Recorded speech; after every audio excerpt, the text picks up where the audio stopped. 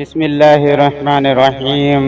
ہم سے اسماعیل نے بیان کیا، کہا مجھ سے امام مالک رحمہ اللہ نے بیان کیا، انہوں نے اپنے چچا ابو سہیل بن مالک سے، انہوں نے اپنے باپ مالک بن ابی عامر سے، انہوں نے طلحہ بن عبداللہ سے، وہ کہتے تھے نجد والوں میں ایک شخص نبی کریم صلی اللہ علیہ وآلہ وسلم کے پاس آیا، سرے پریشان یعنی بال بکھرے ہوئے تھے، ہم اس کی آواز کی بنبناہٹ سنتے تھے اور ہم سمجھ نہیں پا رہے تھے کہ وہ کیا کہہ رہا ہے، یہاں تک کہ وہ نزدیک آ پہنچا۔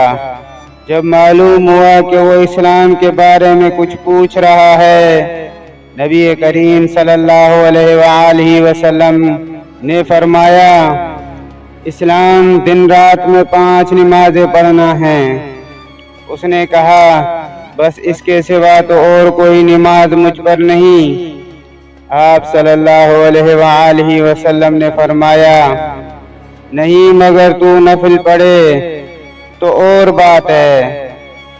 نبی کریم صلی اللہ علیہ وآلہ وسلم نے فرمایا، اور رمضان کے روزے رکھنا۔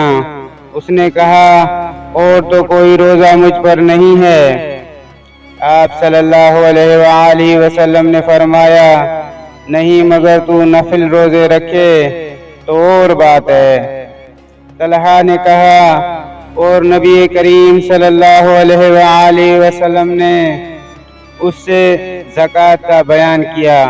وہ کہنے لگا کہ بس اور کوئی صدقہ مجھ پر نہیں ہے۔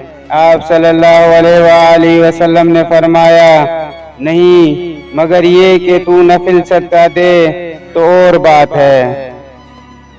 پھر وہ شخص پیٹھ موڑ کر چلا، یوں کہتا جاتا تھا، قسم اللہ کی میں نہ اس سے بڑھاؤں گا نہ گھٹاؤں گا۔